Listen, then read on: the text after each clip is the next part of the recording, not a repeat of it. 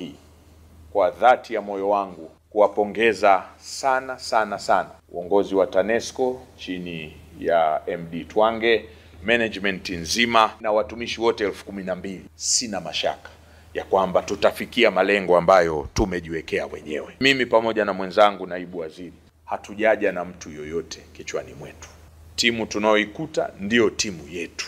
Twende tukatafute ubunifu wa kuweza kuwa na njia ya kupokea umeme kwa haraka katika nyumba za wateja wetu, ili malengo tuliojiwekea ya kuweza kufikia wateja 1,700,000 kwa mwaka tuweze kuyafikia kwa haraka na wananchi waweze kupata huduma iliyo bora ya umeme.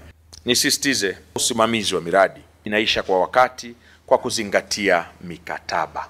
Sisi kama bodi tunaomba kukuhakikishia kwamba katika kufanya kazi kwako na TANESCO hautakuwa na tatizo, kwa sababu TANESCO kwa kweli iko vizuri.